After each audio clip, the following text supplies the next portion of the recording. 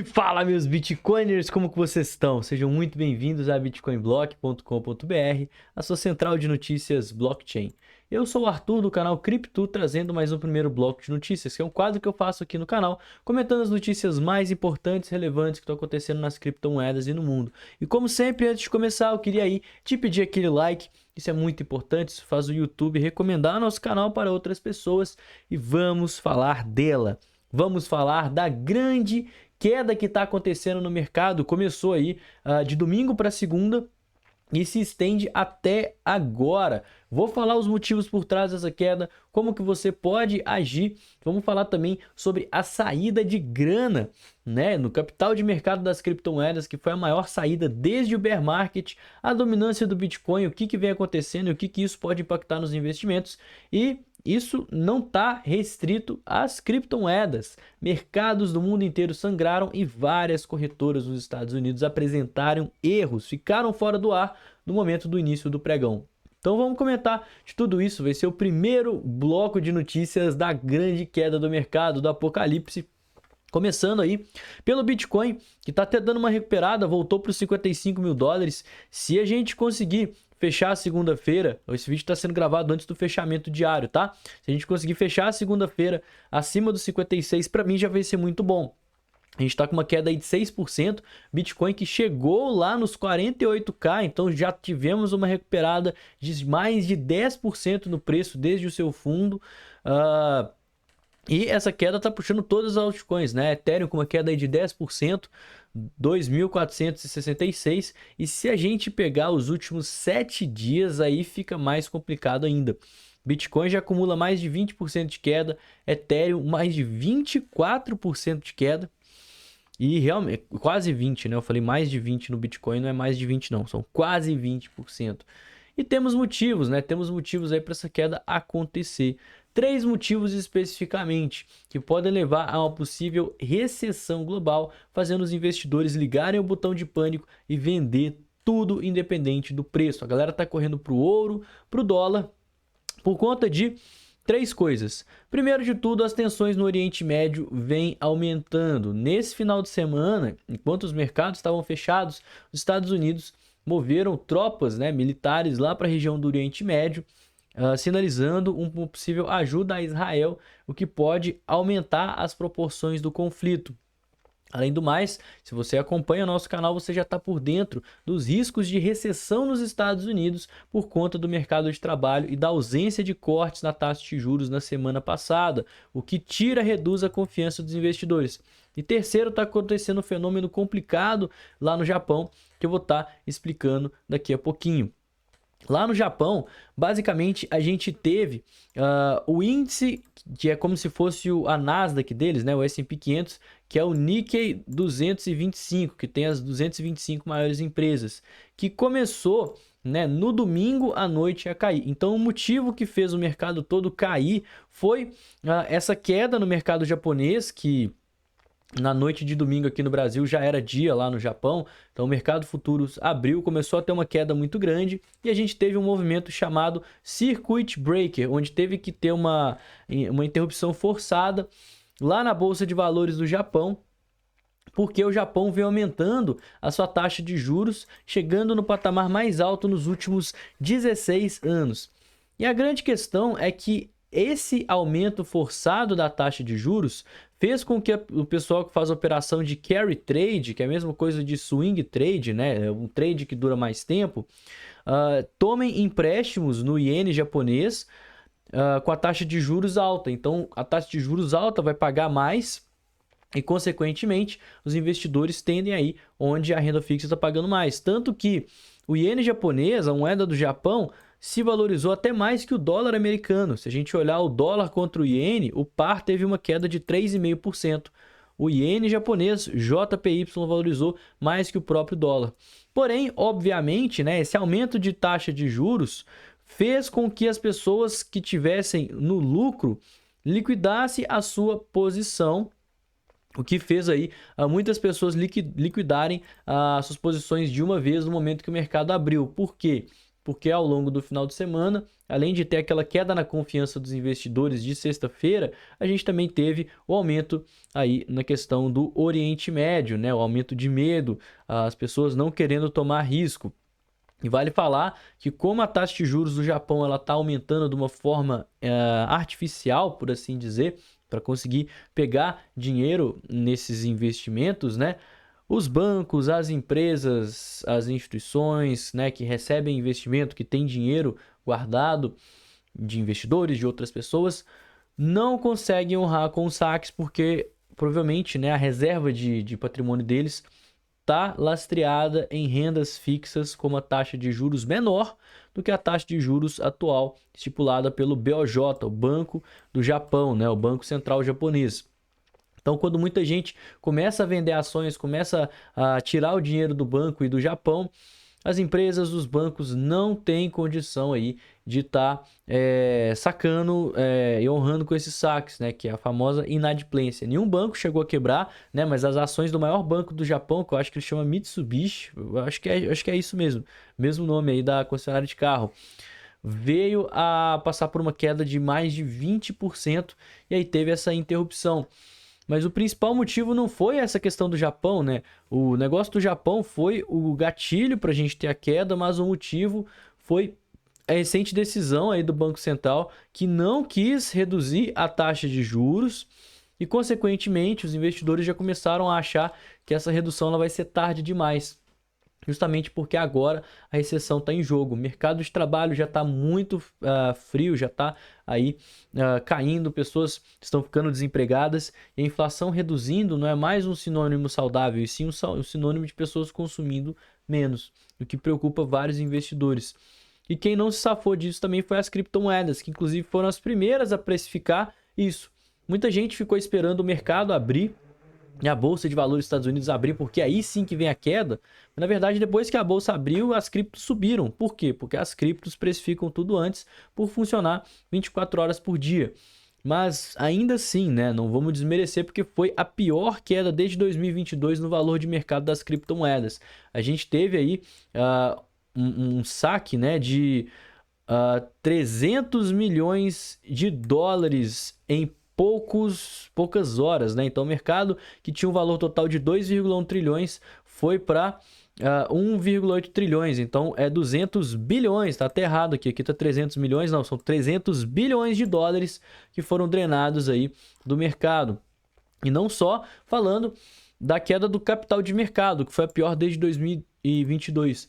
O Bitcoin chegou a cair aí ao longo, né, da madrugada um valor próximo a... Eu posso até falar aqui, eu vou abrir o gráfico certinho. Chegou a ter uma queda no valor próximo a 15%. E se a gente pegar todo o movimento, né, do topo até o fundo, foram 5 dias consecutivos, 7 dias consecutivos de queda, 30% de queda, o que tornou essa queda da madrugada a pior queda desde a pandemia, desde 2020, tá? Nem a Terra Luna, nem a FTX representou em uma queda equivalente a 20% de uma vez só. E com isso a gente já começa a ver, né, oportunidades. Geralmente quando a gente tem situações mais extremas, é quando a gente tem as maiores oportunidades de compra. A gente não tem condição, né? A gente não tem bola de cristal para saber se o melhor momento para entrar em criptomoedas é agora, porque o fundo já foi formado ou porque a gente está muito próximo do fundo, não. Mas geralmente, quando acontecem esses movimentos, são os momentos, né, que a gente costuma ter a formação de fundos. Então vamos ficar de olho nisso. Inclusive, foi uma queda que eu julgaria até saudável, porque ela aconteceu com o aumento da dominância. Enquanto o mercado estava caindo, as pessoas estavam parando de querer se expor nas altcoins e focando principalmente no Bitcoin. E isso mostra um certo racional no mercado e uma menor euforia. Me preocuparia se essa queda ela viesse com as pessoas priorizando comprar altcoins, meme coins, né? O que mostraria uma certa imaturidade e ganância do mercado, fazendo, né, com que o Bitcoin ficasse mais fraco. Se o Bitcoin continuasse caindo, a gente poderia ver ele puxar as criptos mais para baixo, e aí essa queda ia ser ainda pior, porque o dinheiro não estaria entrando no Bitcoin para segurar o mercado, e sim entrando nas altcoins, e aí poderia rolar mais panic selling. Mas vale falar, né, que essa alta da dominância é o seu nível mais alto desde abril de 2021. Então, desde antes daquela alta astronômica do bull market, quando o Bitcoin saiu lá de 30 mil dólares e foi para os 69 em 2021, a gente não viu a dominância em níveis tão altos. E dá para comparar também, né, que o mercado está muito mais maduro do que quando em 2021, porque atualmente o mercado cripto é um mercado mais transparente e líquido, tem muito mais volume de negociação, menos wash trading, menos manipulação de preço, já está tendo ETF, já é um mercado muito mais consolidado.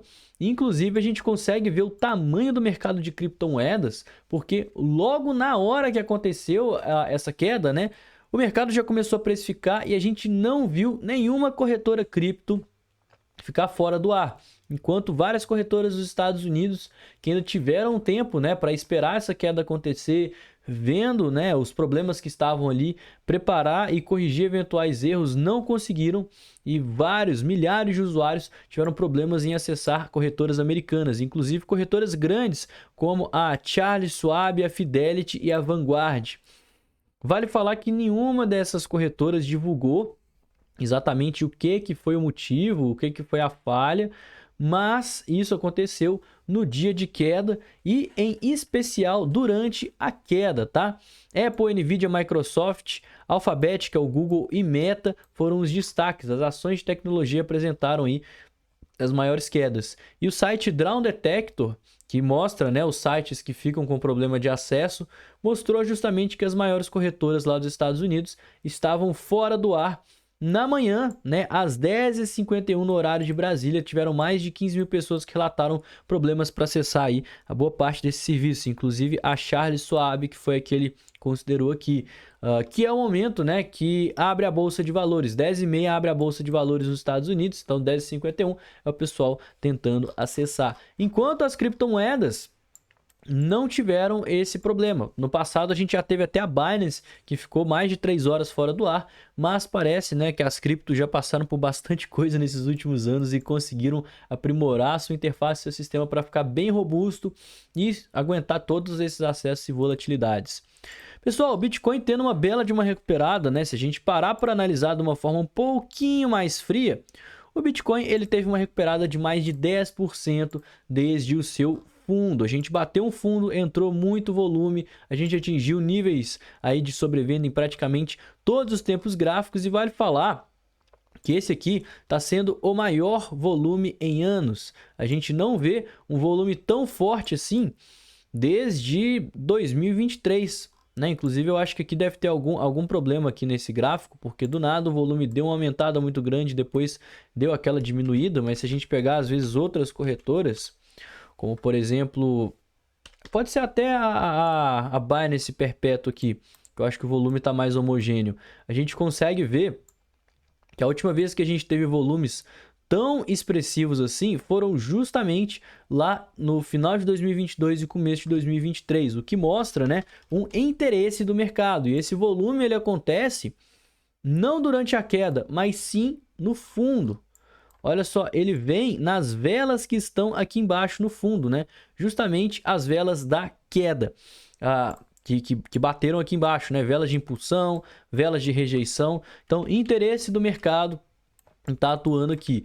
E com isso eu falo, a probabilidade da gente ter feito um fundo local aqui, ó, é muito grande. E se a gente não tiver feito um fundo local, se a gente perder, a probabilidade de entrar força compradora para comprar esse suporte também é muito grande.